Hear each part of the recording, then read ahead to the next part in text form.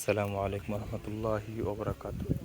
তো বন্ধুরা, কী অবস্থা? সবাই কেমন আছেন? আশা করি সবাই ভালো আছেন। তো বরাবর নিয়ে আমি আবারও আরেকটা ভিডিও নিয়ে আপনার সামনে হাজির হয়েছি। তো দেখতে পাচ্ছেন ভিডিওটা